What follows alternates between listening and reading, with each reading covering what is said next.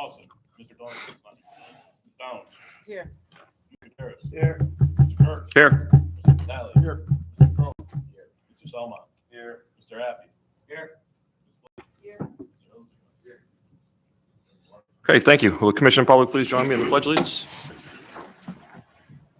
Pledge allegiance To the flag of the United States of America and to the republic for which it stands, one nation, under God, indivisible, with liberty and justice for all.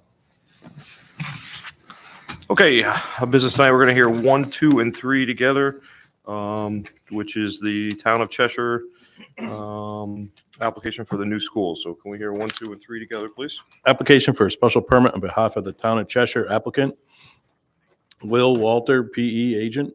Applicant is requesting a special permit pursuant to Section 30, Schedule A of the zoning regulations for a school located on Marion Road, Assessors Map 26, Lot 16, Zone R40. 2, application for site plan approval on behalf of the Town of Cheshire. Applicant Will Walter, PE agent. Applicant is requesting a site plan approval per Section 30, Schedule A of zoning regulations for a school located on Marion Road, Assessors Map 26, Lot 16, Zone R40. 3, application for an earth removal, filling, or regrading permit on behalf of the Town of Cheshire. Applicant Will Walter, PE agent. Applicant is requesting a permit pursuant to Section 25 of the zoning regulations for earth removal, filling, or regrading for the property located at Marion Road, Assessors Map 26, Lot 16, Zone R40. Thank you, and representing the applicant tonight? Good evening, Mr. Chair, members of the commission. Justin Hopkins with Tecton Architects. We are a architectural company registered in Hartford, Connecticut, with a regional office in Providence, Rhode Island. I'm a project manager for the project for Tecton, and I hold professional registrations in both Connecticut and Rhode Island. With me tonight, first of all, can you hear me? I have the computer here. Yeah, if you could pull it a little bit closer to you, it might be better. Can you hear me now? Much better. That's much better, right? Okay. With me tonight is Chair of the Next Generation School Building Committee, Richard Gussenberg. We also have Will Walter, civil engineer from Benesh, as well as Chris Van Zanten, who is the traffic engineer. Both Will and Chris will speak as part of the application this evening. I just have a brief presentation to kind of go over some of the background information of the project. As many of you probably know, this is one of 2 new elementary schools that are currently under design for the Town of Cheshire. So both schools, the North End Elementary School and the Norton Elementary School, will be coming before you. Tonight is the North End. We're showing this slide just as a comparison between the 2 schools. They, by and large, are the same elementary school, pre-K to 6, K to 6 for the North End and Norton. The distinction on the North End is we have our pre-kindergarten program. So that accounts for the increase in student enrollment from 790 to 661, and overall the increase in project size, building size, and building budget. I have a question. Mr. Bowman? Go ahead. Did you just reverse those numbers? I think you did. It did, yeah. I Did. think you did. Did I? North End, 790 students. My apologies. Yeah. North End, 790 students. They have the pre-K program as part of the overall pre-K to 6. How many in the pre-K program? Approximately 130. Yeah. So those are currently, so those will be relocated to the North End. So as part of the background, we've been working with the Town of Cheshire since late spring. We've undergone a number of working group sessions. We meet with the Next Generation School Building Committee twice a month. We hold bi-monthly working group meetings with a cross-section of school administrators and staff. And through a lot of our visioning, our visioning approach, we arrived at 2 themes. For the North End, a farm and field concept, and for Norton, woods and trails. We show both of these on the same slide just so you can see the comparison between the 2 projects. We underwent a number of visioning sessions and what we called think tank groups, which extended a broader coalition of community members, teachers, parents, students, to really kind of work through some of our initial concepts and to arrive at a station point from which we departed for both designs. For the north end, we drew on a lot of inspiration within the community, from Cheshire Hollow Farm to the Blue Hills, to really kind of capitalizing on the bedding plant capital. And that's how we arrived at our farms and fields concept as a group. And we show this at every presentation for this building. And if you will allow me, I'd just like to read our think tank mission statement. And this is for the north end. We're doing this for every child and the future of the Cheshire community so that they can feel a connection and sense of belonging to their school community and ultimately be drawn in and love learning. So a couple of illustrated site plans, and Will be able to get into some of the details of the engineering. But as we know, the site plan situated on the corner of Marion Road and Jarvis Street. The site slopes in this site plan. North is to the right of the screen, west is to the top of the screen. The site slopes from west to east. We've situated the school a little bit further down the slope so that we can accommodate both a parent pickup and drop off and bus pickup and drop off around some parking to the west of the site. We also have our pre-kindergarten entry off of Jarvis Street. So this was a desire of the district to have separate pickup and drop off for that school population. In floor plan diagram, this is a two-story building consisting of a main floor and a partial second floor. And you'll see in some of the organization how we have chosen to separate those programmatic components. The areas in the stars are the two main entries. The main entry off of admin and nurse to the top of the screen. That is our K-6 entry. That's where parents and buses will drop off students and they'll arrive through that entry. That's flanked by what we consider our public programmatic components. So we have our media center, our art and music rooms, our gymnasium, our cafeteria, and our kitchen. The areas all the way over to the left of the screen, that's where our pre-kindergarten entry is. So we have some specific programmatic components, the Smart Start, the early intervention, the intensive education areas, as well as our kindergarten classrooms. The academic wing to the lower right-hand portion of the screen is our grades 1 and 2 community. So for each grade level, we have 5 classrooms. And as we go up to the second floor, you'll see that we host our upper elementary or grades 3 and 4 and 5 and 6 learning communities.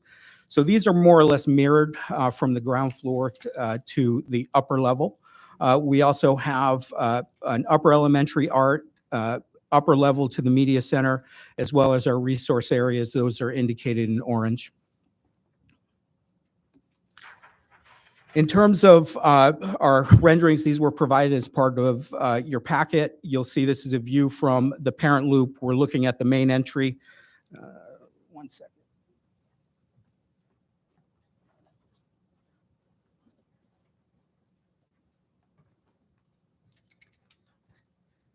I get made fun of for bringing this, but it comes in handy. Our main entry here, our media center volume to the right of the screen, our gymnasium volume, and our cafeteria volume. That's the back. This is the front. This is the front entry.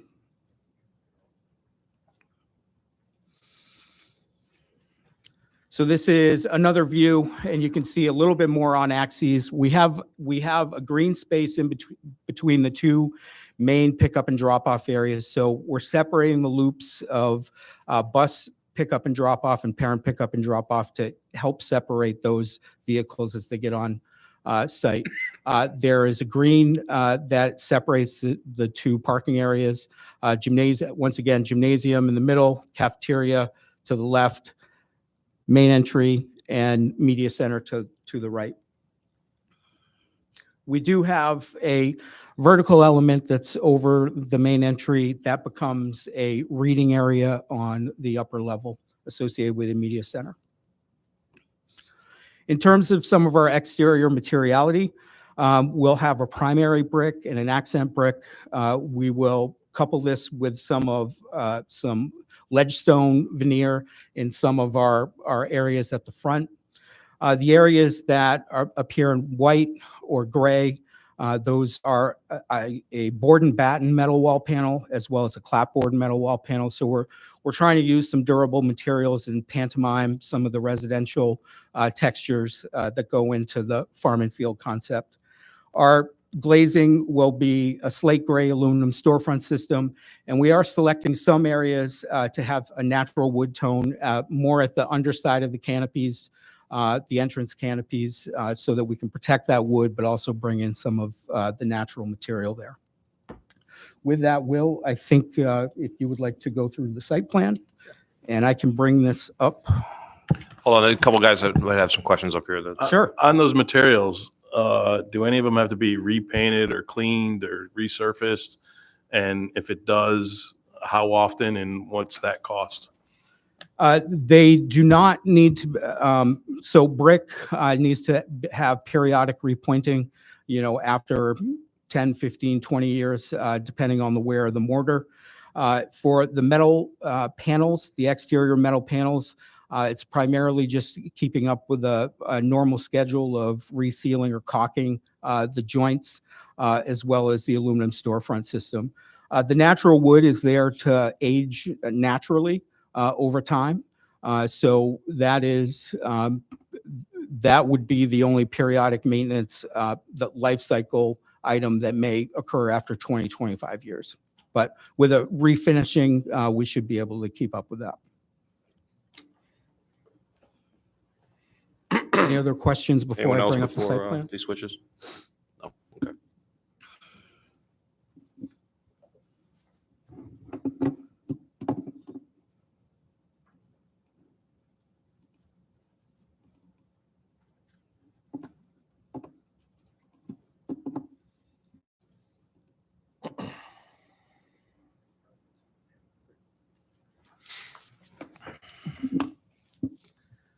Thank you, Justin. Good evening, members of the commission. For the record, Will Walter, professional engineer with Alfred Benish and Company. And we are responsible on this project for survey, civil engineering, landscape architecture, and traffic engineering. And we are sub-consultants to Tecton Architects. So again, to orient everybody, you can't see that, can you? I can't see it. Guess I'll use this thing. Thanks. Okay, north is to the right. There's Marion Road up top, Jarvis Street here on the bottom, going east-west. The site slopes west to east. It's, as you probably all know, it's been historically an agricultural use. It's a plowed field, essentially. On the eastern part of the site, at the bottom of the slope down here, there is significant floodplains and a significant wetland system. We are keeping completely outside of the floodplains and the wetlands with our design. We did receive recently our wetlands permit from the Inland Wetlands and Watercourse Agency a couple of weeks ago. So the current plan that you see here, this is a result of, as Justin said, many meetings with the building committee, iterations. We have had a couple of meetings with a couple of working meetings with the town staff. We've received comments back from the engineer, comments back from your planner. We have addressed those comments and modified the plan accordingly. We received comments back from the Water Pollution Control Agency, third-party reviewer. We will be attending the Water Pollution Control meeting this Thursday, and we're continuing to tweak the plan a little here and there. One thing that I will tell you that is slightly different from the plan that you have as a result of comments from Water Pollution Control and as a result of comments from the building committee that we received in the last couple of weeks after we submitted the plans. One thing that's slightly different is The drive that comes down here, instead of coming straight down and banging, turning right, it kind of comes down and ends out a little bit and comes back in. That's slightly different. And then another change is the curb cut coming off here that came down before, it was adjacent to this row of parking. We've now separated it to get some grade change out here so that we could lessen that slope coming down that hill a little bit. It really doesn't affect the parking and the program of the site. It just makes it a little bit more efficient and a little bit better, a little bit less steep. Are you That drive coming connecting down. the preschool or pre-kindergarten with one of the main parking there, or is that still separate? Oh, it's still separate over here. Maybe I missed your question. Yep, and I'm gonna go through the entire site. We have another question here from Mr. Bowman also. Sure. What's the date of those plans that you have? That we just produced this in the last day or two, this rendering. So what we have up here is I not, don't have this I'm plan. sitting here with a plan dated 1/15. Right. This was That's a not lot of submitted time to into staff. So Now it's changed? everything is the same except for this is a little bit curved. And this coming down is just separated. Before it came down and was straight adjacent. That's a big this. change. That's just not a little Could bit. I just interrupt? So your plan, you changed the driveway curvature, you changed the driveway, which you have the bus turning radius is shown in the set that the commission has, along with the fire apparatus turning radius. So therefore, what is here does not reflect an actual working driveway in the sense that this is not what we've reviewed as staff. So this hasn't gone to the fire department This, to review that or anything? version, that version's on the television has not been seen by town staff. Why are we here? Yeah, and why are you saying that you've worked with town staff? You know, we've got comments from town staff December 11th. Right. And they're not even put into a plan that's dated 5 days ago. It was received by the town on Thursday. No, we take our job seriously here, and we'd like to have the accurate information so that we can discern what's going on here. so I don't particularly appreciate the amount of time that I've had to put into plans that are obsolete. Mike, I mean, we go over this before we come to this meeting, so we have questions. You can't come to us with something out of the blue and expect us to talk about it or make decisions on it. I mean, so that's disrespectful to this council. well, I apologize, and I understand the amount of time that's put in. I think our thinking was the building committee had directed us. We had considered these relatively minor changes. The building committee had directed us to make these changes. So I felt like come before you, we know this is going to go to another hearing. I felt like I wanted to come before you tonight and just show you what the difference was. And we're going to be submitting updated plans to the staff. And again, it's just the locations stay the same of the curb cuts. It's just that we've added a little bit of slope to decrease the slope on there. And we've done the same thing here. Originally, this was a 13% slope. Comments from your planner to get it down to 10. We got it down to 10. And then after that, the next building committee meeting, the building committee had asked us to try to get down even further than 10. And that is really what's driving this. And again, I don't consider those to be major changes. They're a little bit of curvature in the driveways. We're gonna, Major changes on a 10% grade for a bus access? excuse me? You had a 13, on December 11th, the first comment by staff was that you had a 13.5% approximate grade change on a bus lane. And I understand that your comment to them was, oh, well, the bus people had no problem with it. You know what? I tell you what, I wouldn't approve a 10% for buses that might have to be called to take children home when it starts to snow, to come down a 10% grade. So the buses were never at a 10% grade. The bus loop is over here. Yeah, isn't That that a was 10% never- grade? No. That's like a 7.5%, and now it's even less. It's probably down to 6.5 now. it's a southern driveway. Southern Yes, driveway. this one was 13%. And I mean, typically what I've seen in towns is you can go up to 15 or so. So I didn't realize that was a town regulation. was brought to our attention, and I hope that you have the updated plans that have the 10% grade on it. I'm assuming you have those, the plans that have been updated per Mr. Glidden's comments. Yes, but, Oh. but why did it take so long for us to get plans when it was actually December 11th, when these, you're getting back and answering questions that were brought up a month and a half ago. And now we're expected, I guess there's a February 12th mandatory action date for the closing of the public hearing. And we're now getting changes that are 6 weeks after our staff had done them. And whose idea was it to go to the town manager and find out how you could bypass planning and zoning? Nobody went to the town manager to try to bypass anybody. As on behalf of the design team, nobody went to the town manager to, No one went to the town manager? I'd like all the information of emails that went from either the building committee and this staff to the town manager, and then from the town manager to you, Mike. Okay. No one went to the town manager? No one talked about bypassing us if you got turned down? Mr. Bowman, if I can interrupt, they did ask my opinion on whether a variance of the zoning board of appeals Okay. would be an appropriate I didn't bring avenue. up ZBA, but And I explained that there was no legal hardship. You Yep. can redesign and meet the regulations. Hence why I stood by my comment that your regs say the driveway is not to exceed 10%, which they've addressed. So we can move past that comment. okay. However, I reserve just one thing.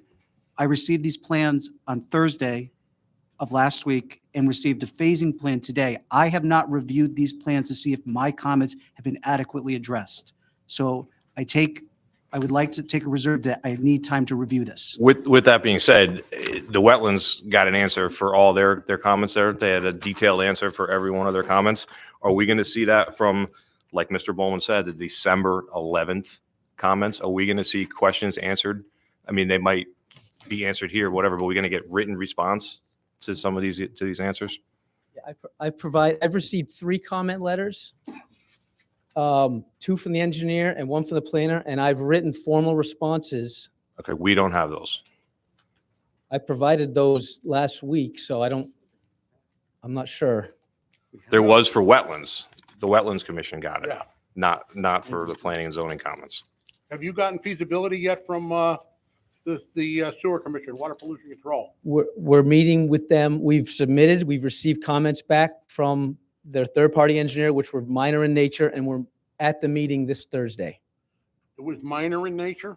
Yeah, I Didn't they consider, have problems with you having some of your water control, drainage control on top of the sewer easement?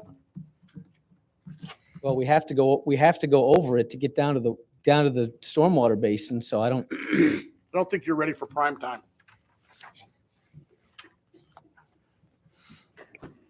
I submitted back detailed response letters to all 3 of those set of comments. So if you don't have them, I have one set with me, but I Everything goes through staff so Yeah. that we all get. it submitted those to equally. him. I submitted it to your staff last week. But In fact, I received 1 comment letter, the one dated December 11th. I didn't receive that until about 2 weeks ago. So there's no way that I could have responded to it. But you're going to make changes to this plan in accordance with water pollution controls issues that they're going to have for this? So what I've changed on this plan to address water pollution control is the basketball court has now been rotated about 90 degrees. Mhm. I don't consider that to be a programmatic issue with this commission. It is part of a site plan. Yes, it is. And that's what you are coming before us asking for site plan approval, correct? Well, this is a process. So I know there's going to be at least 2 public hearings. So my thought is I'll present everything. I'll show you that what I consider to be minor changes based upon building committee direction, based upon review comments from your staff, based upon review comments from water pollution control. We'll have a discussion. I'm going to submit updated plans. Water pollution control, this has been rotated 90 degrees. Mhm. And then we had a playground that was over the easement that we've just simply rotated it this way a little bit. I mean, that's not a programmatic change. It's really an engineering change, but it's not a programmatic change. We're not removing a playground. We're not adding a playground. So in my mind, this is a part of a regular back and forth that we have with site plan. These are not huge changes, not huge programmatic changes that we're talking about. So, continue. Mr. Can I just, I'm sorry to interrupt on this. This is one of my comments that I've asked if WPCA approved the drainage lines that go over the sewer easement and over the sewer pipe. That's a transmission sewer line that goes through this property. So, or has that disturbance, has that been approved by WPCA? That's a part of my comments from back in December. Is that what Thursday's meeting is all about? Or just So- It would be the moving? feasibility. Yes, and all of it. so This sewer, this is not a force main, correct? This no. is a gravity main. There's an existing sewer main that, I mean, I think it'd be helpful if I could go through my presentation and I could get to that. But essentially, there's an existing sewer. It's deep. It's like 12, 14 feet down that runs south to north through the site. Is that on this site plan? What page? That's on the utilities plan. It's on EJ's. Not, It's on it's page really hard to see. C1. It's right here. Do you want me to get some extra larger plans for the commission while you guys are going through this? It starts right here. Show them right here. It starts right here. I'll be right back. Over. Is that one that's sort of? Yeah, and then it runs through the basketball court, and then it cuts over and down. Yeah, it's on C1 also. I don't know what sheets you have. but- So the water pollution control comments, again, were take the basketball court. You know, they had concerns about the basketball court being over the sewer main, but there's an actual deed to that easement, and it's okay to have bituminous pavement over the easement. That's in the deed. So we've rotated it, and we actually have taken most of it out.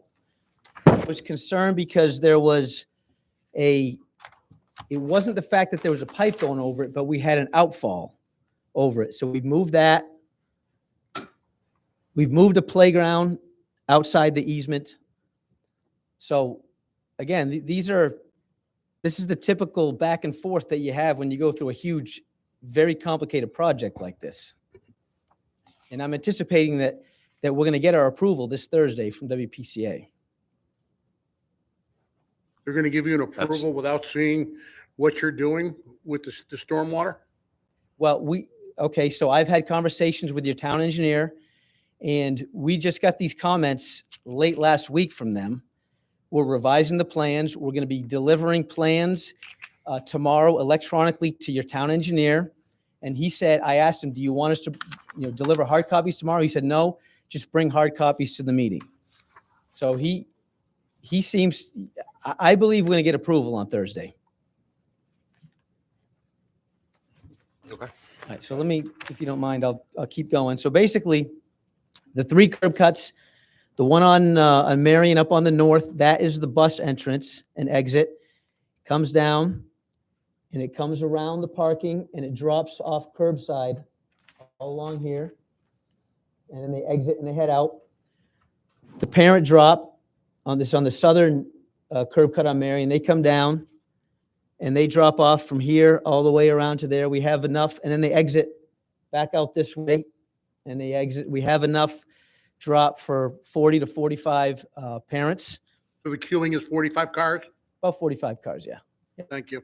You're welcome. And then we have the southern exit for the early childhood off of Jarvis that comes in. And as you can imagine, the toddlers, they're not actually dropping them off curbside. So we don't have curbside drop off. They're going to park and they're going to walk their kids into school. You're not going to drop a 2-year-old off at the curb and let them walk in. So we have parking down here as well. We have approximately 240 parking spaces, which is more than enough for the staff, for the visitors, and there's some overflow parking for large events as well. So on the pre-K, how many spots are there? I think there's about 50. And you have 130 students that are going to get dropped off? 58 parking spaces. and there's 130 students getting parked and walked in, are they staggered times that they come in for class? Yes, that is correct. And some come in on vans, get dropped off as groups. What is your square footage of the school? Approximately 108,000 square feet, 110,000 square feet, 180 or 110? 110. 110. Mike, what would our regulations be for parking with 110,000 square feet of commercial? Could you hold on a second? Thank you. So while we wait for that, so you're assuming all the teachers are going to park on the bus entry side, and then on the south side is going to be all for parents or visitors or whatnot? Yes. And we have handicap spots. We have handicap spots in each lot. We have 4 EV charging spaces over there. So I know in our school system, there's lots of assemblies, lots of parents coming to hear kids sing, play instruments, do whatever. So on pre-K days, where do they all park, and how do they, there's no access from the pre-K into the main lot where they would be able to park over there? Yeah, there's no connection. There's no connection through here. We are going to have a gate that separates the bus area from the parent area. And during assemblies, that gate will be lifted. So all this will serve as one lot. Now for the, So the 100, overflow- so 130 students in pre-K, if they have an assembly with 50 spots, where are they going to park? And how do they know that? If that gets filled up, they're going to have to leave, go back up Jarvis, over, down and around. Grandparents aren't going to know that. I don't understand why you can't connect the two. well, and there's some serious topographical challenges that we have out here. But also by connecting, we're gonna, there's a grade change over there. We're gonna lose parking. I mean, during those assembly times, you can have, you don't just have to park down here. This is just for drop off and pickup. All right, during assembly. And that's the challenge always is with schools.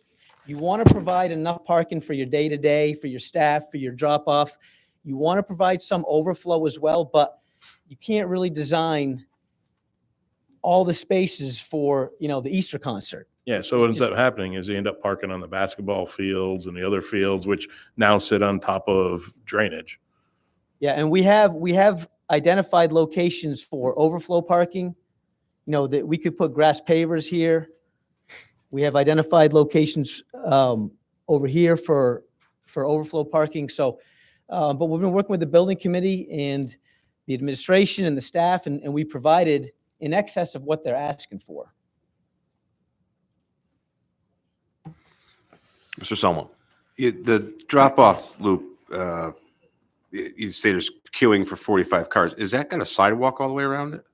So the sidewalk is going to, because you've been to the site, I'm sure, the topographical challenge we have getting down and down here. And the other thing that we're trying to wrestle with is we're trying to balance this site. So we're not having to bring in 30,000 cubic yards or export 30,000 cubic yards.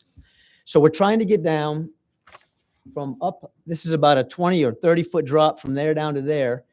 And so we go around, now we're down around 9% coming down, transitioning to 6%. And we get down to about 5% right about in here. And that's where we start our sidewalk. We felt like we didn't want to have a sidewalk where there was greater than 5%. What do you do about walkers? Well, Bike? yeah. So what we have is we have a sidewalk connection out to Jarvis. And there's a sidewalk now on the south side of Jarvis that comes up. We're showing a midpoint crossing across here to that sidewalk. One of the comments from the town engineer was he would like to see us design a sidewalk, come right here up the north side of Jarvis in the right of way, and then have the crossing come across and connect to there. So that was at a staff meeting 2 or 3 weeks ago. And we agreed to do that, but the legal traffic authority, who's the police department essentially, had said, that sounds good, but let us go out, let us review it, and let us get back to you. So we haven't received their feedback yet. And if they would like us to do that, we will certainly do a connection up here and connect rather than connect across here. So there's, just west of that, there's a new, real nice housing development, I believe. There's gonna be kids there. How, they're not gonna go walk all the way down across to Jarvis, down Jarvis, come back in. They're gonna cut across that field and slip. You can't put some kind of access pathway, stairs, something? Yeah, we could certainly, and we've had this discussion about, sidewalks up along Marion. And that's just not a part of the project. It's not reimbursable. So there's been discussion about that. We've been directed to not put sidewalks up along Marion. We could certainly, if this commission felt like it was appropriate, we could certainly extend this sidewalk. And what we would do is we would just go right along the edge of the drive and bring it up into the right of way up there. We could certainly do that. Mr. Bowman's been asking patiently here. I have questions too about that too, so let's let, okay. Sidewalks to me are safety. How many walkers are we creating by having this school here? Do you have any idea?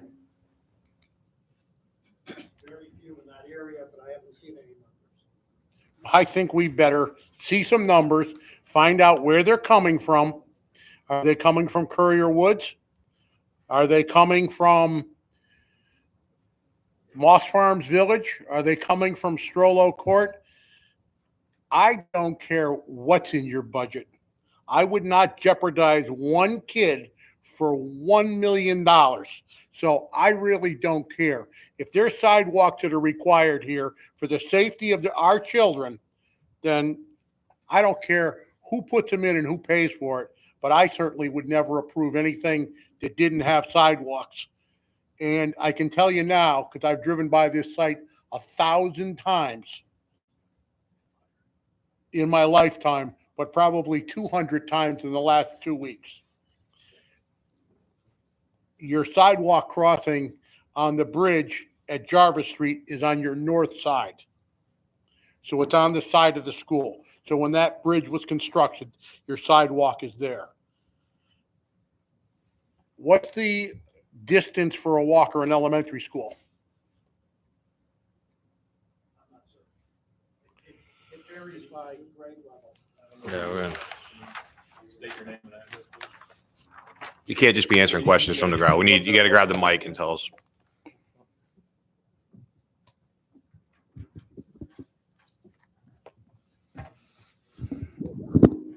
I was just saying that I'm uncertain of the exact numbers. It varies by grade levels. That's something that, I have Name to name talk- and name and address for the record too. Sorry. Sorry about that. Rich Gussenberg, Chairman of the Next Generation School Building Committee. The distance for a walker varies by grade level and age, but I'm not certain exactly what the present regulations are. I'd like, I don't know how the rest of the commission feels, but I'd like to know how many walkers are being created by this school. And to go back, someone said something about, and now I'm getting off the sidewalk because we kind of got on the sidewalk kick here, but how many yards of material do you plan on bringing into this site? Well, You said you didn't want to bring 30,000 in, so how many are we bringing in? we're going to have to bring in, off the top of my head, we're going to have to bring in 12 or 15,000 just simply for aggregate base and for pavement and those types of things. We're tweaking the grades so that we don't have to bring in any common fill. What are you, part of your permit here is the disturbance of soil. How many cubic yards do you plan on disturbing? Well, I off the top of my head, it's probably 25,000, give or take. Okay. I would like accurate numbers Sure. for our next meeting as to how many cubic yards you're hauling on or bringing in and how many cubic yards of material that you're moving within site. Because the numbers that I had were a little bit different than that. Sure. Thank you. Okay. Back to the sidewalks. Anyone else on this side? I saw some questions. One to think of, I mean, the bus route that you have, that's all the way to the north side there. I think that something needs to be done because you're going to have, kids that are walkers that would be coming from the north. They're going to take the quickest path to come in. And I'm not sure that the school, bus route is actually a good place for the walkers coming into the school. So something has to be done. I don't know if it's another pathway, walkway coming across the green area there. I don't know what the best safety would be. That's up to you guys to decide, but or some way to keep them out of the school bus. Yeah, same with the bikes. It's just as bad. And we have these special bike days. Yeah, we're pressing bikes and walking and healthy habits. And we have no sidewalks on a school. Yeah, every corner of the school needs sidewalks. Sure. We will look at that. Okay, thank you. You're welcome. So, Oh, I'm sorry. I'm sorry, Mr. Walter. Oh, I'm just 2 seconds, okay? So I just am trying to understand the sidewalk thing. Is that you just want to put sidewalks along Jarvis Street, but not along Marion Road, correct? correct. Okay. So at the corner of Jarvis and Marion, you're saying a crosswalk would go over to the other side of Marion Road? No. Currently, what we have is we have our sidewalk extending to the right of way and then crossing over Jarvis to the existing sidewalk that's on the south side of Jarvis. Okay, so straight across. So what? There will not be another sidewalk put on the school side of the road. So what we have been, the town engineer has, one of his comments is he would like to see, rather than us have a crossing right here, come out with a sidewalk and then run a new sidewalk up in the right of way, up on the north side of Jarvis, and then cross over right here to get back to this existing sidewalk over here. At the intersection. That's correct. Yes. That's a dangerous intersection to start with. That's where, crazy. yeah, that's where I want to So- address. That's So let me tell you about that intersection, because like Mr. Bowman, I know it. So there's a lot of truck traffic there. So it's not a real safe intersection. I'm actually better off with them crossing on the downside because there's more car traffic here. This Marion Road, even though it's not a truck route, you have a lot of people coming in to go into the industrial park, and there's a lot of truck traffic. And all the people coming out of the industrial park use it as a cut through. So that's kind of a high speed, and it's a blind hill. So you really can't see coming around the corner. So it's not a very good intersection to have a crosswalk on. I do agree with the one where it's at right now, but I do not agree with going up all the way up there. I think the more you put kids on Marion Road, and I know with the topography on Marion Road going into the site, it's a hell of a drop from Marion Road down into this property, at least 10 or 15 feet, because I pulled plenty of trucks out of it and made some money doing it. So I know the road. So I know you can't put a sidewalk there, but bringing a sidewalk up to there, I disagree with. That's all I want to say. Thank you. And I had mentioned before, but we're waiting for the local traffic authority. Yeah. To I mean, just I give us can't some see how they're direction. going to say they want that. But Yep. And of course, we'll have to defer to, what they want, so. Just quick, two things from actually Mr. Bowman's questions. First, you asked about parking spaces for 10,000 square feet. Yeah. If it was a commercial, 50 spaces would be required. It's one for every 200. Second, 110,000 square feet. no, 110, I'm sorry, I did 10,000. 110,000 square foot Let me building. redo my math. The other, you asked about the total disturbance of earth. According to their application, it's 60,000 cubic yards of on-site material will be disturbed and 25,000 cubic yards will be imported. So that's what they applied to this commission for the special permit for filling and grading. Yes. So what That's you're in their saying then, documents. Mike, is what they've applied for and what they're telling us are two different numbers? And you talk about the sidewalk that not being reimbursable. Is that because it's going in front of an existing road on a town right away? No, with the way the grants work is that anything that's outside the property line is not reimbursable. That's what I just asked you. I misunderstood then, I'm sorry. Okay, so if you move the sidewalk to inside the property line, it would be reimbursable? Yeah. Okay, so the town owned the 50-foot right of way, so 25 foot from the center line of the road, as long as it was further than that, it's reimbursable. Thank you. What's the grade on Jarvis towards the school right now? Out here? Yep. Oh, Like the grade for coming in for pre-K. You're gonna see it better on your big map there. down here, I'm gonna have to guess, it looks to me like it's probably about 4 or 5%. So why don't you Down here? just swap the pre-K to the other side and that comes in off of Marion, because you're not going to get kids pre-K riding their bikes to school, and bring your in and out off of Jarvis. And you don't have to worry. The slope is fine there for that. Loop it all around. You get queuing, a lot more you can get doing that than coming off of the superhighway. You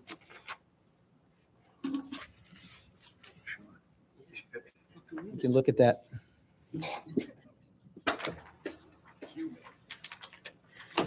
So the last thing I want to say about the circulation is we have a concrete pedestrian walk that comes around and connects around the building. And we are supplementing that with probably 6 or 8 feet of grass turf pavers so that the fire apparatus can make it all the way around. And that was a request from the fire marshal. That goes over that drainage pipe, the sewer pipe? Yes, the sewer pipe's like 12 or 14 feet down. There's no issue with They can it. drive over. Fill the water They out can of it? No, drive there's over. no issue. There's absolutely no issue. Yes, none. Just look at the force main in South Main Street. And then we do have a service area on the north side where we have dumpsters. We've been working with the facilities group. So we provided the amount of dumpsters they need. And also there's the unloading. And we have ability to get our large WB-55s backing into there. So for, as far as placemaking, we have 2 multi-use grass fields, one that's up on the north side, one that's on the southwest side over here. For outdoor gathering and learning, we have some gathering space in the inner courtyard. There's outdoor learning. There's a little courtyard that's gated right there. There can be some outdoor learning there. And then we have this walking path back here as well. For play, we're providing 2 blacktop areas. The blacktop area here for the smaller children is can be, where they can draw, draw on the blacktop. There's not a whole lot of structure over here. For the blacktop over there is for the older kids. We have a basketball court with 6 hoops, and then we have room for blacktop games such as Foursquare and things like that. There is an outdoor dining. The cafeteria is over here. We have an outdoor dining area that's a patio that in nice days, some of the kids can eat outside. For grading and drainage, there's several things we have to look at when we talk about drainage. The first one is erosion control. We want to make sure that we're not going to have during construction, during the building of the building, we're not going to have erosion running down into the wetlands, into the floodplain. So we've designed erosion control and received comments from the engineer and the planner. We've beefed up our controls. One of his comments was there's a geothermal well over here, so we've beefed up our erosion controls to address that during construction. Another thing that we talk about when we're talking about drainage is pipe flow through the pipes. That's called the hydraulic design. So we have a network of catch basins, area drains, manholes, piping. Everything is captured in the pavement, in the grass areas. It's all piped.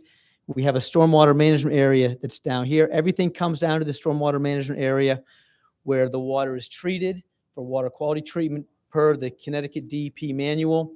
That manual has been updated in 2023. Our design reflects the requirements in that manual. And basically, this has been sized to treat the stormwater and then release it over a large a wide riprap level spreader that comes down and it eventually drains down into the wetlands. So that's been reviewed by the town engineer. He had some comments. We've addressed those comments. As far as utilities, I had mentioned before, we have, Could you explain to us what his comments were and how you addressed them? sure.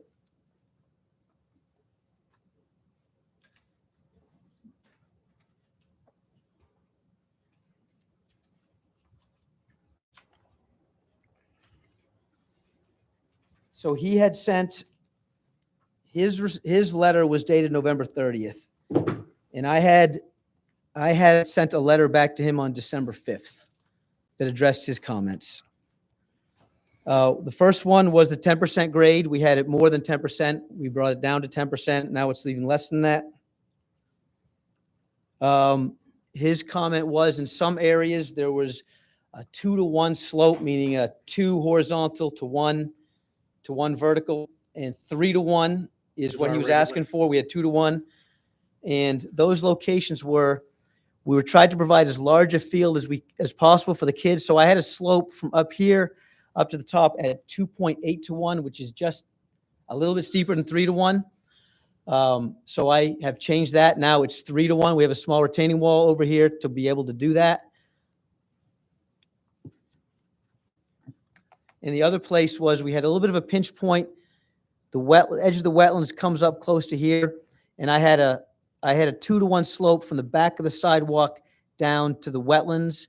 We've since regraded that in here, and I've dropped that grade, and now we have a 3-to-1 or greater. So those are the two locations that we were steeper than 3-to-1. And from your retention area to the wetlands, what's the distance there? So this is the 50-foot upland review area, the dark line right there. So you can see we're probably about 10 or 15 feet from that. So I would say at its closest, maybe 25 feet, something like That that. is your upland review area and not your wetland area? No, to the edge of the wetlands. We are proposing grading within the upland review area, but not the Right. wetlands. I understand that, but you're going right to the wetlands with it. In some You are- cases, yes. You are doing grading within the 50-foot upland review area. Yes, correct. Okay. Yes. His next comment was E&S measures were not legible, so we revised our plan to reflect that. Could I interrupt this? Sure. So you don't have a memorandum from the town engineer saying that his comments been adequately addressed. Correct. So- That's why I'm asking these Rather than questions. going through this, the town engineer needs to provide the commission, as he does with every application, say everything has been addressed. So at this point, I apologize. this is kind of dragging on, and I prefer that Merrick signs off on it rather than doing this. So the position is Merrick has not signed off on this. Just Okay. like I have not signed off on my comments because I have not had adequate time to review the revised plans and the revisions of the revisions. But he does have I these apologize. comments, so that's Yeah. a good thing. So. Yep. Yeah, and just to add on to Merrick, he did, it's my understanding, based upon a follow-up memorandum that he sent, it's my understanding that he only has 2 or 3 remaining comments. But yes, we'll have to get him to sign off 100%. The next comment was, No, We're we're not done going with to go, we're not going to go through the comments anymore. We're going to let Merrick Let Merrick- go through okay, and do handle it, his. and We'll go from there. sure, yep, okay. So for utilities, there's public water, there's power up in Marion. We're coming down here with our water and our power. And I had already explained that there's a sewer easement, and we're going to be coming down and connecting to an existing manhole right in that general area.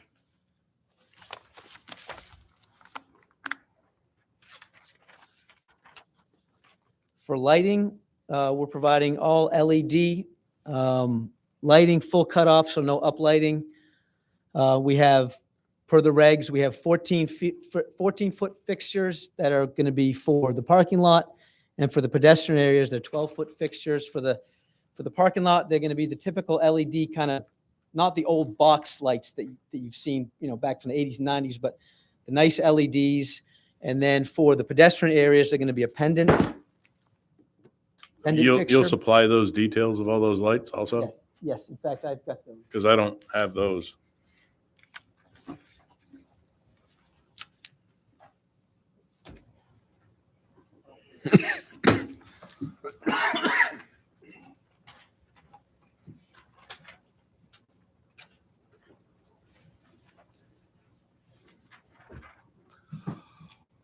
Did you just drop them off? Oh, you don't have the copy of that?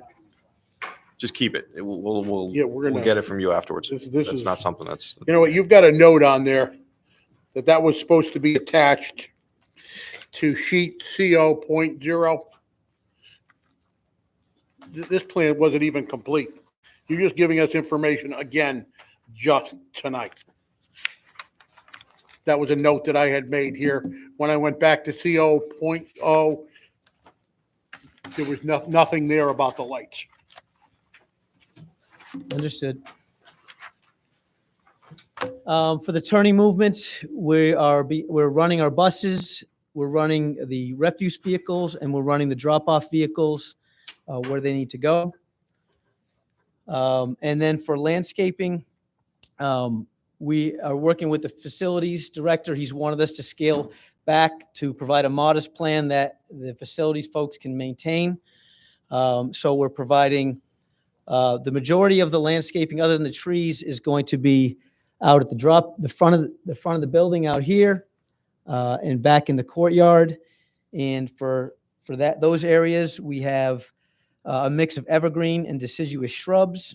And then for the trees, we're providing trees along the site drives, in the parking area, and back along the trails, and kind of behind the basins and the play areas. And those are a mix of evergreens, deciduous trees, and ornamental trees. So with that, I'm going to turn it over to Chris. He's our lead Has traffic this been engineer. reviewed at all by our beautification committee? I have not gone to a beautification meeting. I wasn't aware that that was a requirement, so we can certainly do that. They have common they have a courtesy. I don't know. review. Yeah, It it's doesn't common have to- courtesy. It doesn't have to Yeah, be, but doesn't have- it's usually common It courtesy. should be reviewed. They do have the ability to review. And it should be, this is a major town project, and it should be brought in front of them. Andrew may have brought this in front of him. Let me touch base with Andrew on this one. Okay. Because this one, I think he brought it to them. Yep. Don't quote me on that. He brought a few of them at once. And as the chair said, it's courtesy, but not required by regulation.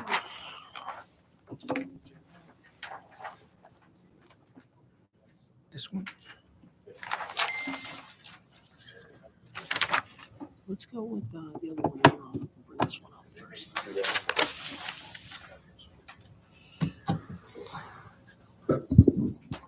Good evening. Just pull this up. My name is Chris Van Zatten. I'm a senior traffic engineer with Alfred Benish and Company. I'm a You P. can pick that right up. Yep, sure. Thank you. No, it comes out of there you go. Microphone, Okay, thank you. you can pull the microphone out too. Let's see.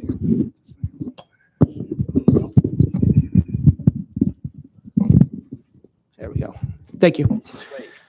Again, Chris Van Zatten, senior traffic engineer with Alfred Benish and Company. I'm a professional engineer in the state of Connecticut, as well as a PTOE. As part of this design, we performed a supplemental traffic analysis that built upon the SLR traffic study that was prepared back in December of 2022.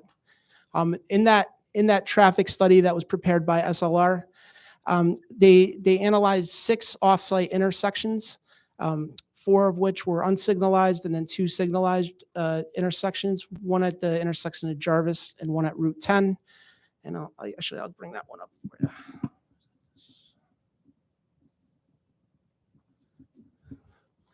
Here you can see the 2 signalized intersections, intersection of Route 10 at Jarvis Street and Waterbury Road at Marion Road. And then we had 4 unsignalized intersections, the one at Marion Road at Huckins, Marion Road at Jarvis, Marion Road at Clotter Farms, and then Jarvis at was it Dundee Drive and Moss Farms Road. So as part of that, what we did is we looked at SLR study kind of focused at the off-site intersections. And as part of our supplemental analysis, we kind of zeroed in on some of the site-specific aspects of the design, so that we could, that weren't well addressed in that study because they didn't have the program sorted out yet, the driveway locations. As part of their study, they had analyzed two scenarios. One where all the traffic came in on Marion Road, or came in on Jarvis and then left on Marion. And then the second scenario is where everyone came in on Jarvis and then left on Marion Road. Our supplemental analysis focused on that, basically distributed the trips that were generated by this development, by this school. And the school, the trip generation that was developed for the school was based on traffic counts that were performed at Chapman School and back in April of 2022. We actually went out and checked SLRs. We did our own independent field, check, and the trip generation that we observed at Chapman School was near identical, off maybe three to five cars from what SLR had gathered. So, and we also observed the queuing that was occurring out there, and really wanted to get a good understanding of what was happening. That school has Chapman has an enrollment of about 348 students. And with the new North End School, we're going to jump up to 790. So that's a factor of about 2.3. So what we did was we multiplied and what SLR did and what we think that was appropriate was they multiplied the trip generation that was observed at Chapman School times 2.3 to get the estimated trip generation for this school. A few of the things that what we did was we distributed those new trips to the area roadway based on the function of the proposed driveways. And that's based on the site plan that was shown. So we have the school bus drive, which is at the north on Marion Road. That driveway location was selected based on the ability to provide intersection site distance for a bus as well as passenger car. And then we also distributed the traffic that would be estimated to the parent drop-off at the south driveway on Marion Road, and then the early childhood trips to Jarvis Street, the driveway on Jarvis. Based on that analysis, our analysis, based on the distribution, it didn't affect the analysis at the off-site intersections, those unsignalized intersections that I mentioned, except for the intersection of Jarvis and Marion. With that distribution, our site driveways operate at level of service B or better. And what we also found was that there was no need to provide a left turn into any of these driveways at those driveways from Marion or from Jarvis. So all those left turns at each of those driveways operated at level of service A with minimal queuing. Those other intersections off-site, excuse me. Sorry. It's tight.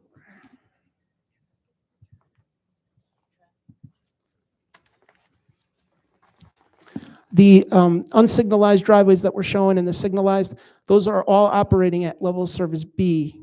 I'll talk unsignalized first. So all those intersections, all the approaches operate at a level of service B or better. The signalized intersections, they all operate at overall level of service B. And just to give you, I keep talking about level of service, but just to give you a little background there is it's similar to what grading is at school. A's are good, F's are bad. It's on a scale between A and F. B's are, we're lucky when we see B's and C's even a lot of times these days on intersections. So we're all operating at level of service B. There are some, when we look at the approach levels of service at the signalized intersections, there are some that, there's a couple movement that are operating at level of service D. There's at the intersection of, and that's a current condition. So we're going to see similar conditions there. There is an opportunity to make some minor signal timing adjustments in the existing controllers out there to optimize those signals and get them running even better so that what the traffic that we're putting out there is going to be addressed and not degrade those signals any worse than they are operating today. Also, as part of our site-specific analysis, we also looked at intersection site distance at each of those driveways.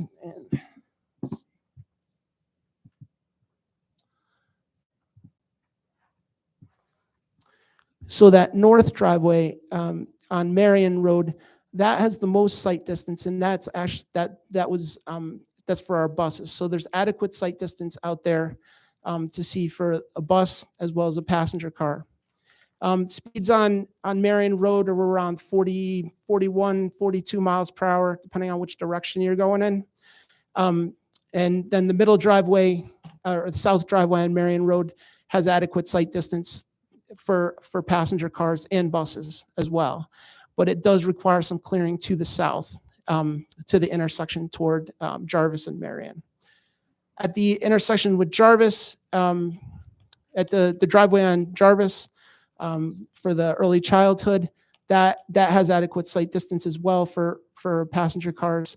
And you can see to the signal, actually for buses too, and you can see to the unsignalized driveway between Jarvis and Marion there as well. So that's as far as we can go. So we can't provide additional site distance beyond the intersection. So We have a couple questions before you surely, get going. yep. Ms. Downs, then Mr. Strollo. Are you planning on putting in a light at Marion and Jarvis? No, I'm sorry if I did say signalized, but no, there's no signal there. No proposed signal. Okay, I'm pretty confused with the whole thing you just presented. Do you have a layman's picture of this? It just looked, Sure. and you were saying one of the intersections was an E, meaning bad, and where is that intersection?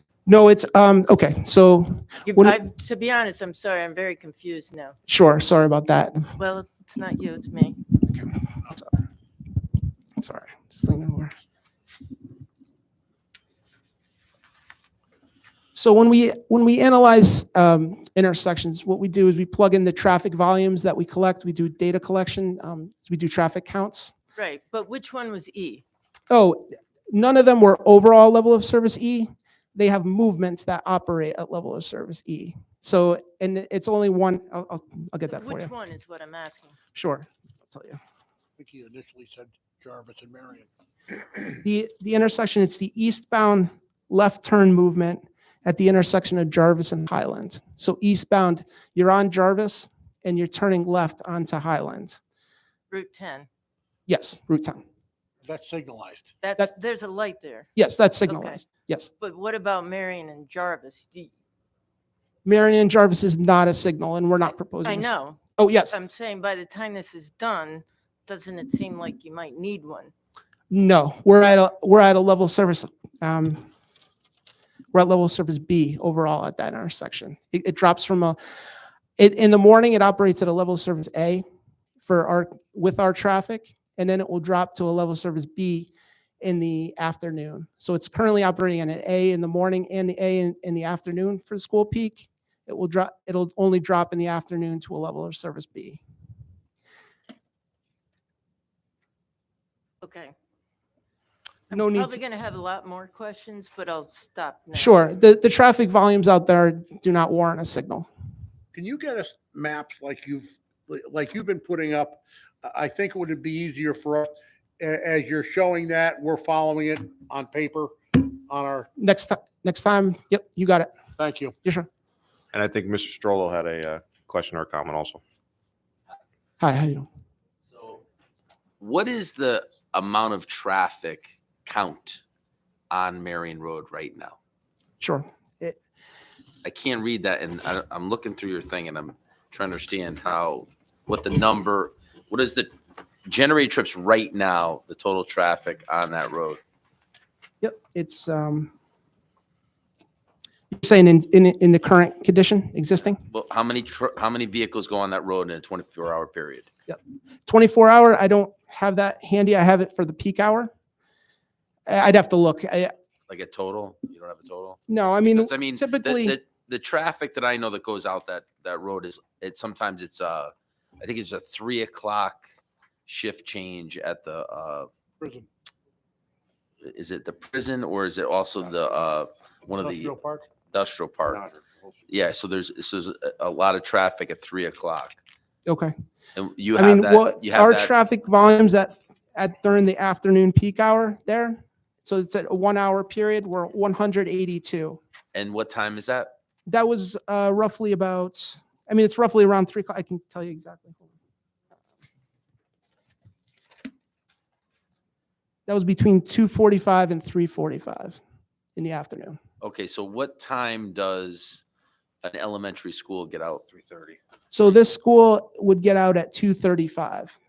That's my understanding, is that it's going to operate similar to Chapman School, which goes from 8:05 to 2:35. So right now, with your traffic study, you're giving a 3 o'clock peak already. Yes, Okay, so there's already a 3 o'clock peak in the study without the school, correct? well, we don't have I'd have to go back and look at What's the pre-existing condition right now? that's It's the number I gave you. And that's at 3 o'clock. There's 100. How many Yes. vehicles? What we did is we analyzed the peak hour, the hour. Did you put like the thing across and it tells you how many cars? We actually had people out there. We did that as well, but we also had people counting during because we can't extract turns from that when we're doing that. Like when you get But to that the would give you a solid base of how many vehicles are on the road at yes, different. yeah, ATR count, automatic traffic Yeah, recorder. yeah. Yeah, So like in a 24-hour period. yes, Because like I said, it's like 3 o'clock, then it's like 11 o'clock at night, then it's like 7 in the morning. Yep. So you have 3 different shifts that are going down that road at different hours. sure. The concern is 3. Okay, at 3 Yep. o'clock, if you have people getting out of work and the school at the same time, now you have all your traffic counts going to be at an E or an F at the No, corner of Marion and Jarvis. I see what you're saying, but it's not like that, because the volumes that I just gave you, those are the existing volumes. So Yes. then when we plug in our proposed traffic volumes, we're generating, we're going to have another. And the other question I have is, on this road, on Marion Road, especially in that area, the road is very narrow. Okay? Mhm. I like to know how big the road is. That's if it's to the width, because you're going to have some kind of queue to get into the driveways for the school, even a breakdown lane to let the traffic go. So then you don't have people going onto oncoming traffic on the other side when people are trying to pull into the school. So that's kind of like something I know that when you're on that, coming up that crest of a hill from right on your right would be Jarvis Street. You're on Marion Road. Now, when you come up that hill, the road, like I said, it just gets narrow right there, all the way to Roger Avenue. I think Roger Avenue is on the right. Mhm. So in between there and there, before you get to Risco Farms, then by Risco Farms starts to widen out a little bit right before Nodder, but it's very narrow right there. I'm wondering, in the plan, I mean, it's not going to be on your end, but if you're going to generate that many more trips at 3 o'clock, you're going to have cross traffic where people are going to try and go around, and then you have this, and that's what I'm saying. Understood. Yeah. So what we did, we analyzed the traffic, and we're getting, based on our analysis, everything's working great. I mean, it's level of service A's or B's, what we're seeing. And But like I said, it's the 3 o'clock. It's not the. that's when we're middle of the analyzing night. it. It's That's not the first thing in the morning, right. because the school starts at 9 o'clock in the morning, 8:30. 8:05. Yeah, but by that time you've passed the 7 Right. rush. Yep. The biggest problem is going to be 3 o'clock. And I mean, I really, that's my concern. But I think that if there's some type of road widening there to at least allow a queue to come in to your driveways, even like I said, all you need is a breakdown. You don't need Yeah. another full lane. You're saying like There's not even a a white line, bypass. there's not even a white line there. I mean, you're right on the edge. Yeah, there's no shoulder, there's nothing. You're saying kind of a bypass. You're saying, so people, if you're Yeah. turning left into the site, someone can get by on the right. Somebody, because what's Yep. going to happen is like people are going to, they're going to work, Mhm. the school stopped, I got to go around them. When they go around, you have other people coming the other way. And it's Sure. blind. It's an old country road. Yeah. It's an old It- country it road is. It's an old country it's road. kind of And, tough and you to. have, two blind corners Yep. coming at it. I think that's something the town's gonna look at. Well, I mean, if it's a driveway going in, you can make a queue coming in, can't you? So I will say that we did analyze that for the left turns. So we looked at that in our analysis. Yep. And those left turns, they're all working with minimal queuing there. I mean, we have less than a car at a time. So and we're not adding that much traffic on Marion. I mean, It's just, like I said, it's only in that one specific hours that something bad could happen. I mean, I'm just trying to avoid the inevitable accident. Sure. And I understand where you're coming from. We did look at that. We're just trying to slow people down too. So, that's the thing. We want keep people going slow through this area. So, Okay. It is something that we're cognizant of, and we did look at that. And the total traffic count per that road is, you don't have that number. I could get that for you. I just need In to. 24 hours, I'd like to know what the number is. Yeah. I don't want to misspeak. So. Okay. Yep. Appreciate Absolutely. that. No problem. We have another question from Mr. Bowman here. Sure. The concern that I'm hearing voiced is the prison guards are changed at 3:00. Yep. And they use Jarvis Street as a bypass, Jarvis to Marion, and then they either break off, go down Marion to the light, or can go up Huckins to Old Waterbury out to almost to 84. But what you have is a three-way intersection, three-way stop sign at Marion and Jarvis. Yes. So if you have the prison getting out at 3:00, Yep. and you have the industrial park getting out at 3:00, he's worried, and I'm worried about the delay. And you're saying school's getting out 2:35. It will probably be done, but we really need to be assured that it'll be done because it's a three-way stop and you're stacking cars coming up Jarvis for the prison, Mhm. and you're stacking cars already coming up Marion, Yep. getting out of work in the industrial park, and now you're adding a school. It's going to add a little bit of confusion. Was there ever any consideration given to, because you have such grade problems here, lowering Marion Road, creating a better intersection at Jarvis and Marion? Or was there any consideration of moving the school forward? So you're not bringing in 85,000 yards or moving 85,000 yards of material. It's just two questions for the future. Yeah, I can answer that. Again, for the record, Will Walter. So the first question was, do we give consideration to lowering Marion? Yep. The answer is no, we didn't not give consideration to that. I mean, that would be just the cost of that alone would probably take this project right off the table. I mean, that'd be a huge cost to actually lower the whole right of way, because you got utilities, you got all sorts of stuff going on there. What do you think? How many feet is it? How many feet of frontage do you have on Marion? There's probably 600. And what's your cost of a road per foot? Yeah. I mean, It's a lot. I mean, if you look at our sight lines, I Yeah. think at least 800,000. I mean, to the cost of construction of a new road, Mhm. the numbers we're seeing are $700 to $800 a foot. Exactly. You're exactly correct. So that's, Okay. Maybe my math is wrong, but I'm 6 That's million. a off half the a top of million my- dollars at a $200 million project. It doesn't seem astronomical to me, but Well, What's the pre-K? When did they get out? Is that a full day? Is that a half a day? It varies. There are AM and PM programs. But do they fall within that 3:00? I mean, it might look like, No, they stage it so that pre-K leaves at a different hour. I will verify whether or not that's, I believe it's before.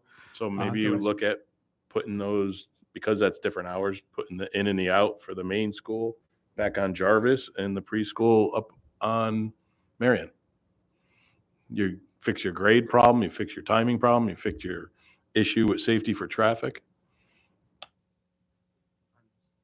I'm sorry. I understand what you're saying. We'll take a look at it and review the building committee. Thank you. I did want to just address, so what we did for our analysis, we analyzed that 3:00 hour, and then we analyzed that 3:00 hour with all the trips that were coming out from our school. So I just want to make sure that that's clear. And one thing I would like to say is I did, when I was out at Chapman School, I mean, drop off started at 2:35 and by 3:00 it was done. Everybody was out of there. There was maybe one bus left, and I think it was for an after school program. I'm not, don't quote me on that, but it was one bus was there waiting to go, and the rest of the parents had already left the site. And what was the number of cars at Chapman that you had? Hold on one second. It was double students, yeah. We have to double, so I want to, Tia actually said 2.3, but that's all right. It was 2.3. So total number, so in the morning, the total traffic we had was 115 in and 70 out for a total of 185. And in the afternoon, we had 51 in, 73 out for a total of 124. And we just double those, or 2.3. 2.3. I could give you those numbers if you'd like.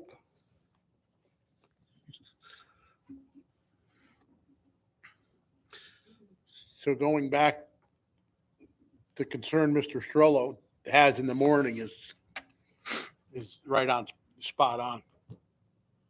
Because you're getting more morning trips than you are afternoon trips. Yes. That's pretty typical for what we're seeing at most schools throughout this that we're working on. Is the afternoon is a lot less than the morning. Okay, is that your Oh, presentation? so let me just continue. Sorry. The and just just as a kind of a rebuttal, the findings were that everything works pretty good out there with our proposed school based on the trips that we were generating there. We're seeing levels of service B at all the unsignalized intersections and B overall at all the signalized intersections. Slight degradations, a few seconds per vehicle at some of the individual movements at some of those signalized intersections. We don't see the need. I think for doing the signal timing adjustments, we wait until the school opens, monitor it, and then work with the DOT to get those adjustments made. It's minor timing adjustments. Someone goes in there, a technician goes in there and makes those changes. One of our recommendations is to implement a school zone throughout this area on both Marion and Jarvis. Put some signage up there to really reinforce the school zone. Let people know that there's a school here. Slow down. We are seeing some higher speeds through this section. There is some need for off-site clearing, particularly along Jarvis, looking to the right as you're coming out, and then on the South Marion Road, looking to the left toward the intersection with Marion and Jarvis. With that, I'll turn it over. Thank you very much, and please let us know if you have any further questions. Question. What is the speed limit on Marion? 25 on both. So what has the police department said? Or has the police department weighed in with, I think you said it was 42 miles an hour? Yes. The 85th percentile? Yep. So people are flying down there. Yep. I just want to, sorry, I'm losing my voice tonight, so I haven't No problem. spoke a lot. We were talking earlier about the sidewalks and having a pathway. Balsam Court and some of the other new developments that are northwest of where the school is going to be. We got to do something to make sure these kids can walk to school safely, because if the 85th percentile is 42, you got cars that are flying down there. So do we have anything from the police department on a plan or what they're, I know you're talking about signage and all, but. So the one lingering comment with the police department had to do with the crosswalk that's on the Jarvis entrance. There was nothing about the Marion Road frontage. If you want, but it's a slippery slope, because remember, if we go too far off track, we're kind of going off-site improvements. Yep. What I think maybe would assist this commission is asking the engineering department to provide, they have a sidewalk plan for the town. Well, it's a draft. There is, for example, there is a project that it was envisioned for Jarvis Street to connect fill in the gaps, to see if there's also any consideration for Marion Road, knowing that we've had 2 new subdivisions that have been approved, built, occupied up the road from this site. Gotcha. And I would say too, I'm more concerned about Marion Road, honestly, with those new developments. Maybe there's something we could do with the school district or the bus company as far as relaxing the regulations for how far walkers are. So, maybe have the buses actually stop there. And maybe Mr. Grippo, I see in the crowd. Do we, I know it's a distance of how far students have to walk to the schools. If there are no sidewalks available in that area, is it still the same distance, or is it they still required to walk? You don't have to answer that. I'd like that answered. Like, if there's no sidewalks on Marion Road, do we expect the children to walk? I mean, is that, maybe it's not. Maybe you said because there's no sidewalks. I can't think of a school in town that doesn't have sidewalks around it. So it's kind of crazy. I mean, I don't think anyone could expect a kid to walk down Marion Road or Jarvis. I mean, Marion Road is you're taking your lives in your hands to walk to school. Do you know the answer? You want to come up? Yes. Why? Please. I just don't know if it's required. I mean, yes, I know it's a distance wise how far kids have to walk to school, but if there is no means to walk other than walk down the street, are we required to do that? Thank you. Adam Grippo, Board of Education, resident of Balsam Place. Just happened to be on that road you're talking about. Policy, our policy committee just reviewed our school bus plan. I think it's under review right now. We're entertaining changing the distances for walking. I will make sure either at the next our policy meeting is actually tomorrow night. So I'll bring it up as far as review for the school bus policy and make sure that we review the portion about whether or not what happens if there's no sidewalk, but you're within that 1 mile. I'll find out answers for that for you. But right now, that's the way it is. If there's no sidewalk within a 1 mile, you're still required to walk to school. Yes and no. I don't have the complete answer for it because it depends. If it's a nice grass or whatever, you can do that. Because like somewhere like Mountain Road, let's say, where the sidewalks are split, there are areas where students can walk and then cross the road and, kind of go back and forth, sort of what's expected. But I'll get a better answer for you. Thank you.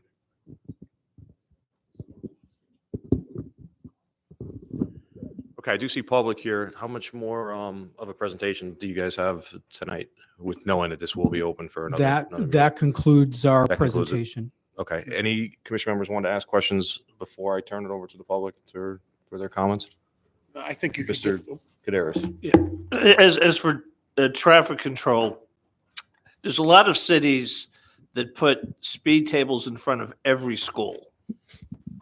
They just put one on every side of the street by every school, and it doesn't matter what the speed limit is. No one's going more than 25 miles an hour over them. Is that something that's considered? Yes, I mean, speed tables are good.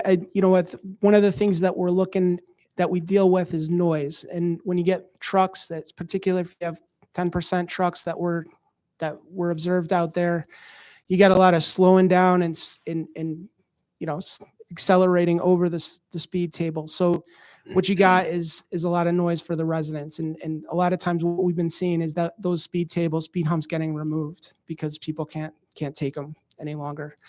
We're not on a DOT road, but they don't typically allow them on busier roads. But I'm just trying to think where we would put that there. I mean, maybe at the intersection with Marion, but we would have to, with Jarvis and Marion, that would be the only place I would think maybe that would be a potential, but yep. Commission members, any other questions? No? Okay. Public, anyone from the public wishing to speak on this?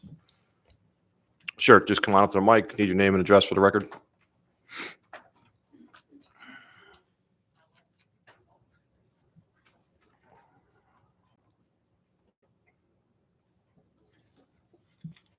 Good evening, Dave Schramm, 369 Sir Walter Drive. A couple of questions, not on that one, but the picture before that of the overall look. How much distance is there between the north entrance driveway to the property line? Okay. I'll point it out. He's going to write a couple. You want to write that down? You can answer that as soon as he's done. Sure. Is that right down along the property line, or is that in a little bit? Do you want to address the questions one after another? Yeah, is that better for you? Go ahead. I'll defer to you how you would like us to answer. the Either or, if question. you wanted to ask all the questions and then you circle back and answer them afterwards, or you can, Yeah, just as long as we don't. as long as there's nothing forgotten. Yeah. You only had two pictures, right? Yeah, that one. That's what I'm looking for. Is that the property line? Yep. Okay. So what is that, 100 feet, 50 feet? So what was that, 150 feet, you said? That was the answer? Approximately 150 feet? Okay.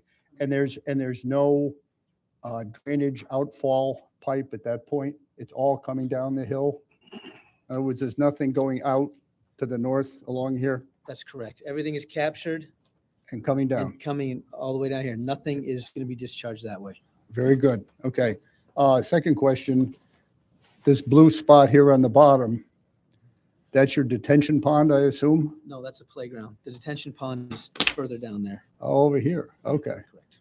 How big is that and how much is that going to collect before it overflows? I don't have this. We got it. We need you at the mic. I'm sorry. Yeah, It's very hard, so we can't hear the answers that are coming out. Sorry. You can pull the mic off if you need to pass No, it back and forth. This is good. I want to answer all your questions for sure. I don't have the volume off the top of my head, but I'm guessing it's probably about, that's probably about a 4,000 or 5,000 square feet. And it's about 2.5 feet deep. So call it 10,000 cubic feet, give or take. It basically, what DEP requires is that we capture the first 1.3 inches over the imperviousness on the site, and that gets treated and infiltrated. And after that, some point after that is when it starts to overflow. So those are going to be most of your, typical smaller storms.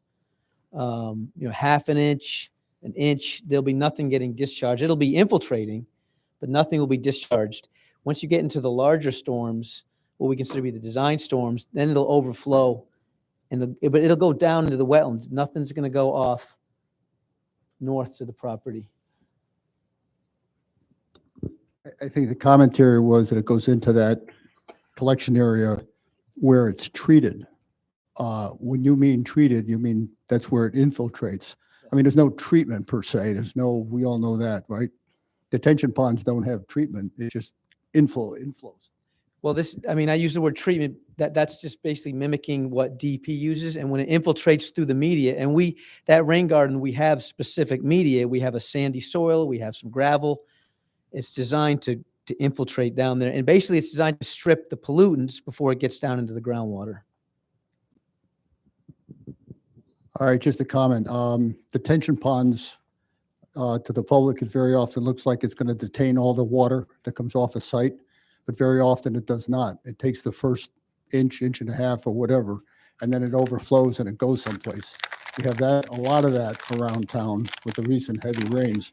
I don't know if you can make that bigger, but during heavy rainstorms, you're not going to get any infiltration going down into the soil because those soils are tough. Water comes right up along that area, and you're not going to get a lot of water seeping down. It's all going to go overflow into the wetlands. Not a lot you can do about it, but if you can make that thing a little bit bigger, it might help because the 10 Mile River is getting beat up all the way along its length, and this is just adding to it. Thank you.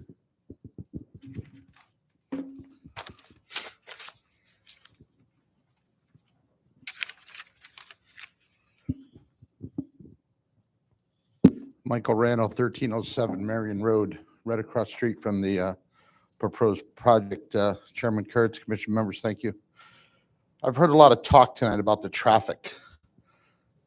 And with respect to Mr. Sholo's comments about the road being wider, sidewalks, 100% you need sidewalks on that road. There's a gentleman that walks to work. I believe he somewhere in Nada or Bizzuto's. I was going to give him a safety vest out of one of my trucks. That's how dangerous it is there. When I cut my grass, I have to look up north on Marion. I don't want to put any debris on the cars. I make sure the chute's going toward my house. And the traffic analysis that we heard tonight is absolutely inaccurate. My wife asked for a mailbox for Christmas with an opening in the back so she doesn't have to go near the street to get the mail. What's going to happen when 84 backs up? Mr. Sholo can speak to that. When there's an accident, they do it now. any of you members are more than welcome to sit in our driveway. If I don't leave the house by 6 in the morning, I'm fighting all the Macy's traffic, Bloomingdale's, trying to get in and out. So there's a lot of good comments tonight, and I'm really glad I came. I wasn't going to speak because I'm trying to build something across the street, and I didn't want to upset the apple cart, but I thought really, really good meeting tonight, but a lot more questions have to be answered. To do a traffic study for 1 hour, why didn't someone sit there for 12 hours and do an umpire number calculation? There are so many cars going by there in the morning, and I'm sure the Cheshire Police Department has all that information because they sit in the Land Preserve parking lot and give out tickets. It's like shooting fish in a barrel. They just blew through that light. And when you leave Huckins or come off of Meriden Waterbury Turnpike, those S curves kind of act like a racetrack with the younger generation. They blow through that stop sign. And this time of year, it's dark in the morning. A lot of those kids are going to want to walk to school to prove to mom and dad that they're big boys and big girls. They can walk to school. So I think a lot of questions have to be answered. And I thought there's a foregone conclusion tonight. This is going to be approved, but I'm very, very happy we heard all these comments for the safety of the kids, the public, the drivers, the walkers. A lot of great questions. I think they're far away from approval. I'm really sad that there's not more public here to talk about this. But I think it's a beautiful project. We need education. Sidewalks are great. 100% need sidewalks. Because those kids got to be in, I think first bell is 7 or 7:15. I don't know the exact time. It's still dark out certain times of the year. So I'm really happy the commission is really taking a hard look at this. Thank you very much. Really appreciate it as a taxpayer. Thank you. I have Thank a you. question.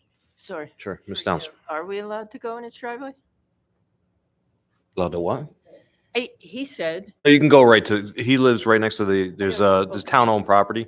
You could park in the town-owned property. It's right next to his driveway, Yeah, so. and I would just there's ask, no reason you have to. an open public hearing, no discussions discussion, right. regarding that's this. why I'm asking. Once Literally you to the leave, right of his driveway. use you the could town go- property. You could go right in the town Okay, property. that's why I asked, that's why I put Good myself, question. okay. If I were to go up there, I could park in the town-owned area and Yes, I gave you watch permission. the traffic. Thank you. Okay, thank you. I would like to I'm do gonna call that. you when I go. Yeah, sure. Thank you. Field trip. Karen Schnitzer, 18 Currier Place, right there in Currier Woods near the school. Just a couple of comments. Speaking to Dave Schrump's comments about detention ponds and the 10 Mile River getting beat up. I don't know if Cheshire still has a policy of spraying pesticides on school grounds, but I would hope they wouldn't, because with all these storms that we're getting and the runoff and the overflow, pesticides, herbicides will harm the life in the 10 Mile River, and that would concern me. Regarding traffic, I do walk on Marion Road. Yes, I take my life in my hands. I do walk on Jarvis.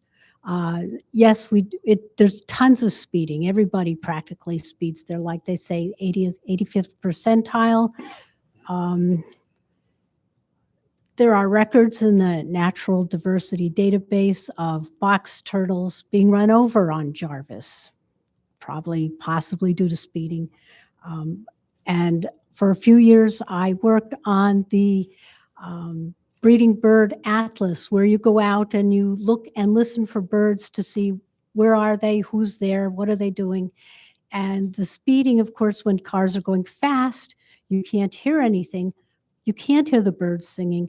They can't hear each other. So that's also a detriment to the environment, all this speeding. So maybe in the long run, the school will be good if people slow down. And then regarding the traffic study, I'm just wondering if any consideration was given to either the placement of the driveways and how increased traffic trips will impact the residents of Currier Woods. There's 160 units there. That's a lot of people. I know that when they redid the light at Marion and Route 70, when that light is off, you wait a long time trying to get out of that area of town. And that's my 2 cents. Thank you very much. Thank you. Anyone else from the public wishing to speak? No. Any questions you guys want to address tonight that just came in? Other than you addressed Mr. Schroms, how about the other two that were questions or comments or? Yeah, I think we'd like to address, I'll address first the comments about the detention pond. So I worked with your town engineer to design this to meet all the applicable standards, the town standards. And he's agreed that it does meet those standards. I mean, he has comments, and I didn't read them all to you, but none of them had to do with the peak flow detention or the water quality treatment. Okay, and we will get those comments before the next, sure. Agreed. Yeah. Again, Chris Van Zanten from Alfred Benesh and Company. Just wanted to kind of follow up on a couple things. Is that the traffic counts that were done by SLR as part of their initial study. They counted 2 hours in the morning, 7 to 9, and then in the afternoon, it was between. It's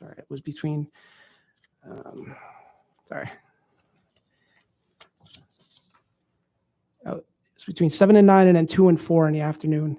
And what we did is we took the hours, that peak hour that happens right when school is, getting in and out, and analyzed that. So I just want to make sure that that's understood. It's not just 1 hour. We looked in the morning and we looked in the afternoon. And that's when the traffic from this development is going to be generated. I'd like to know the 24-hour period of how. Understood. Yeah, and I will get you that that number. Absolutely. Yep. 24 hours. Yep. And as far as the original numbers that were taken by SLR, they're obviously during a weekday, not a weekend. During a weekday, not a weekend. Absolutely. Yes. Okay. Yep. Yeah. It was in. I can give you the date if you want. Not a holiday or anything like that. No, it was on Thursday, April 21st, April 2022. So that's standard practices to do that. And what we're analyzing is that those peaks from the school, and the rest of the day, there's not a lot of traffic from the school. I mean, I was out at Norton and I was out at Chapman, and it really, there's no traffic pretty much between those hours until you have that morning and afternoon drop off. Mr. Bowman. Who hired SLR?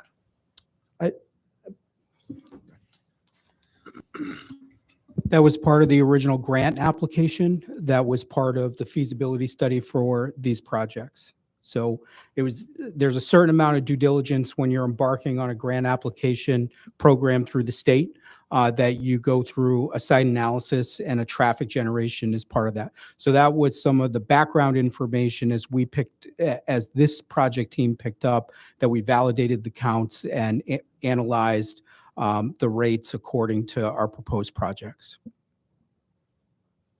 So my apologies. To your direct question, the town hired SLR. Thank you. Sure, come on up.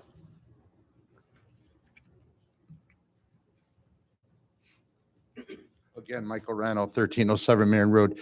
Could we request a 5-day traffic study instead of just 1 day? There's more traffic on a Monday, people coming back to work, people are off on Friday. 1 day, can we do a 5-day average? I don't know. One day is usually the standard of, as long as it's not on a holiday during the week. Is there a day? I don't know. I'm just talking out loud. I mean, do they typically do? I mean, through the chair, can you ask? Do they typically do? I've never asked for one. I don't know if we can ask the professional if he's ever done something like that. Typically, every day should be. I mean, some people don't work on Monday. Some people don't work on Friday. Some people don't work on Tuesdays, Wednesdays. It's pretty much, as long as it's a weekday. Okay. And not a holiday, I think that's sufficient. Unless do you guys ever do anything more than that? I'm asking the traffic.